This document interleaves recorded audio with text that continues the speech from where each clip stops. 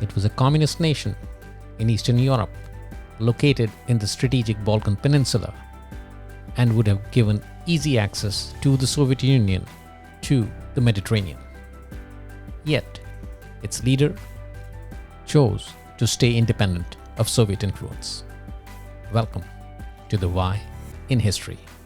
I am Ajay Kaul, and today we're talking about Yugoslavia and its leader Josip Broz Tito, who stayed independent of Soviet influence despite immense pressure from Kremlin.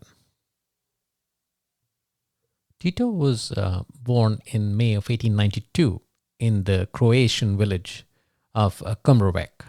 His original name was Josip Broz, but later, as a communist operative, he gave himself the name of Tito. His father was a Croatian peasant, and his mother was a Slovenian landowner's daughter.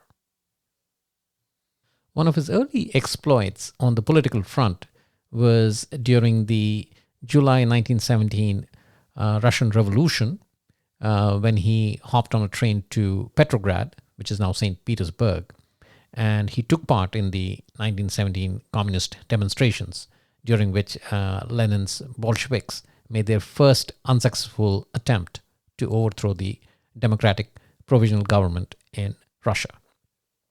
Tito was arrested, sent back to Siberia, but then released when the communists took power.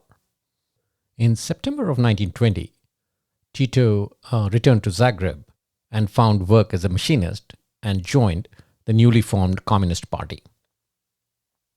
By 1925, he was a full-time party organizer as the secretary of the Zagreb Metal Workers Union. In February of 1928, following Stalin's victory over Trotsky in Moscow, there was a reshuffle of the Croatian leadership, and Tito was named party leader in Zagreb. During this period, Tito was also imprisoned for dissemination of communist propaganda and illegal possession of firearms. But after his release in March of 1934, he spent about 9 months organizing the party in various areas of Yugoslavia, and then he departed for Moscow as a member of the Yugoslav Central Committee and the Inner Politburo. At the end of 1937, Tito was summoned to Moscow and informed that he had been provisionally named General Secretary of the Yugoslav Communist Party.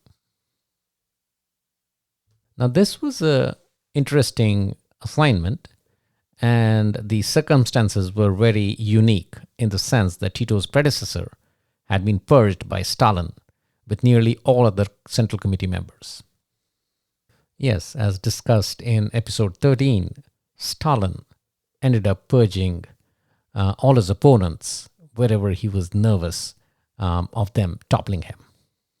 So the fact that most of the members had been purged by Stalin had an impact on Tito. And one of the first things he did as the new Secretary General was to insist on local financing of the party rather than Moscow's subsidies. And then, in April of 1941, the Nazis invaded Yugoslavia. And in June of 1941, they invaded the Soviet Union. So at this time, Tito and his party became the organizers of resistance under the famous slogan, "Death to Fascism and Freedom to the People." During the war, Yugoslavia lost about 1.5 million, or 1/10 of its population. But there was one core aspect of Tito's leadership that made him stand above the rest, and that was that he rejected narrow nationalism and preached brotherhood and unity for all ethnic groups. One of the very decisive factors during the war was that Tito's forces virtually received no aid from the Soviet Union, but eventually got a good deal from the Western Allies. In November of 1943, while Churchill, Roosevelt, and Stalin were meeting at Tehran, Tito's anti-fascist National Liberation Front proclaimed the deposition of the monarchy and named Tito Marshal of Yugoslavia, as well as head of a new national committee or provisional government. And by the Yalta Conference of February of 1945, Tito obtained full Allied recognition of his government, and the only compromise he had to accept was two non-communists in his cabinet. King Peter II never returned to Yugoslavia, and Tito served as prime minister until 1953, and afterwards under a new constitution as the president of Yugoslavia. Now, Tito was looked upon as the protector and liberator of Yugoslavia. And the fact that he was always skeptical of Stalin, an element of tension started growing between Tito and Stalin.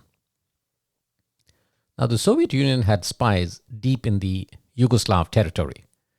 And you have a communist nation that fought its own way through World War II and forged its own way apart from other Eastern European nations.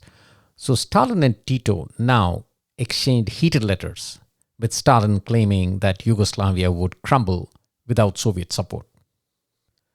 Tito simply ignored this and chose not to attend the Cominform meeting. Wait, now what was the Cominform?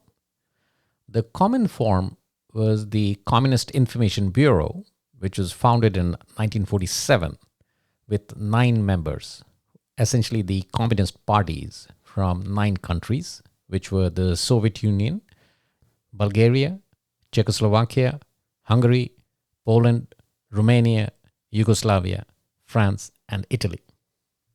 Their activities consisted mainly of publishing propaganda to encourage the international communist solidarity, but you see France and Italy there as well, and the aim was to obstruct the implementation of the Marshall Plan and the Truman Doctrine in Europe.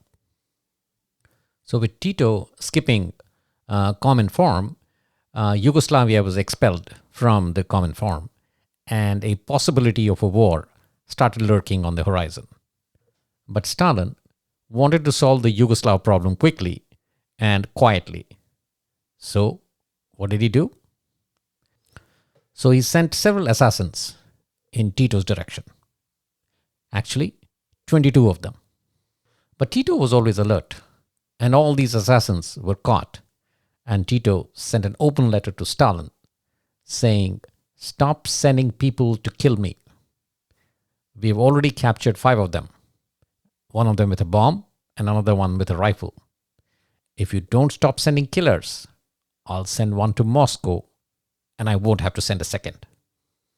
Actually, of late, some historians believe that it was Tito who poisoned Stalin and led to his death.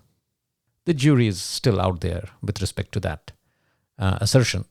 But with Tito asserting himself as an independent leader of an independent socialist state, several Western nations now began to be more willing to approach Yugoslavia. So having defied Stalin, Tito became the first communist leader to openly stand against the dictator and the overarching Soviet Union. And he made it clear that he wanted to create a neutral and independent Yugoslavia, which, despite its ideological closeness to the Soviets, would retain its sovereignty. The West, which was a little skeptical in the beginning, gradually began to see that Yugoslavia could become a strategic partner in Southeastern Europe. And after the death of Stalin and the repudiation of Stalinism by Khrushchev, Tito ended up gaining a lot of moral ground over the Soviet Union. Subsequently, Khrushchev paid a visit to Yugoslavia in May of 1955 and approached the leadership with conciliatory rhetoric. Now, this eased some tensions, but Yugoslavia made it very clear to the Soviet Union that it had no intention of joining the Warsaw Pact. And it was here that the West was convinced about Tito's legitimacy among his people and the fact that Yugoslavia could play a very important role in Europe. But just because he stood up to Stalin did not mean that he was going to be a stooge of the West. Yugoslavia championed the concept of balancing and cautious equidistance towards the United States, Soviet Union, and China. And out of this was born the paradigm of non-alignment. The term non-alignment was first used during the 1950 United Nations General Assembly session, in which the Yugoslav Minister of Foreign Affairs stated that Yugoslavia cannot accept that mankind must choose between domination by one or the other power. And this came to the fore when both India and Yugoslavia rejected alignment with any side in the Korean War. In December of 1954, in a meeting in New Delhi with Indian Prime Minister Jawaharlal Nehru, Tito signed a joint statement stipulating that the policy of non-alignment adopted and pursued by their respective countries is not neutrality or neutralism, but is a positive, active, and constructive policy seeking to lead to collective peace. And in 1956, Nehru and Tito were joined by Egypt's Gamal Abdel Nasser on the Brijuni Islands in Croatia, and the three leaders signed a document expressing that peace cannot be achieved via division, but via striving for collective security on the global scale, achieved by the expansion of the area of freedom, as well as through the ending of domination of one country over another. And in 1961, the first non-aligned conference was held in Belgrade with participation from 25 countries. It received a lot of visibility and ended up being called the Third World's Yalta, in reference to the 1945 Yalta Conference. So the interesting thing to observe here is that Tito did not just stand up to Soviet Union on an empty plank. He actually got the newly independent third world countries together to build a platform and credibility around the principles he stood for. Having established a unique identity on the political front, and being very unique as a communist nation, Tito also looked towards economics to carve a unique identity for Yugoslavia. So in 1950, Tito proclaimed a new system of workers' self-management, which gave a significant role in the economic enterprises to workers' councils. And in 1954, agriculture was decollectivized, and in the next years, Yugoslavia opened her borders to large-scale tourism. So economically, he's opening up to the external world, which is very unique as a communist nation. Reforms continued to be introduced and implemented, and the effort was to decentralize the economy and fit it better into the world markets. However, the watershed moment with respect to economic reforms came in 1965 when Tito opened the borders to Yugoslavs, permitting them to leave, and he abandoned the command economy in favor of market socialism. The reforms had a big impact on the country and brought about a dramatic increase in living standards. The opening up of the borders in 1965 coincided with Western Europe's economic boom and a sharp demand for labor. So millions of Yugoslavs joined a human wave from Southern Europe, surging towards the industrial centers of the North. In the 1970s, about 1 million Yugoslavs were temporarily employed in Western Europe at any given time, sending home more than $2 billion annually. And with the economy looking up, the International Monetary Fund and the World Bank were more than happy to assist Yugoslavia in its modernization. And with this assistance, Yugoslavia was able to invest in the newest technologies coming from Western Europe and improve its own competitive advantage in certain sectors of the economy. Geographically, too, Yugoslavia had a very strategic importance. The country was located in the strategic Balkan Peninsula, and because of its non-alignment, it prevented the Soviet Union from reaching the Mediterranean. So effectively, Yugoslavia was operating as a buffer zone between the Soviet and the Western blocs. Tito saw this very clearly, and he was able to maneuver and play both competing sides to Yugoslavia's advantage. Over a period of time, the Soviets too reconciled with this new balance of power established by Yugoslavia, and they were very reluctant to provoke any military clash with the US by trying to forcefully control the region. After the Soviet invasion of Czechoslovakia in 1968, the US had made it clear that it would not tolerate any further Soviet aggression against a neutral country in Europe. The West tried to discourage Yugoslavia with its generous financial and other forms of aid from aligning closely with the Soviet Union. The Soviets, on the other hand, were unwilling to risk a potential world war, and they were satisfied to keep Yugoslavia from deviating too much from the socialist course and joining NATO. Yes, even in that era, the Soviets were paranoid about NATO, and Yugoslavia, by maintaining a non-aligned stance, did not give them any reason to be worried about that. So in a die-hard Cold War era, Tito maintained the independence of Yugoslavia by strategically following a non-aligned stance to balance out the two superpowers.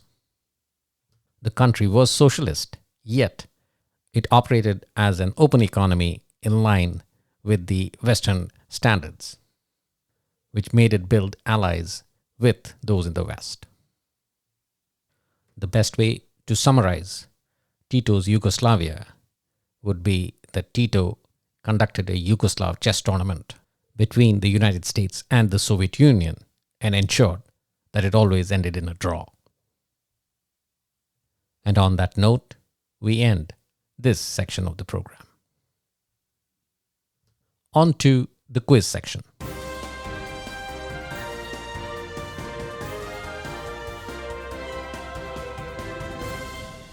Question from the previous episode. Who are the top 3 trading partners of Russia in terms of both exports and imports?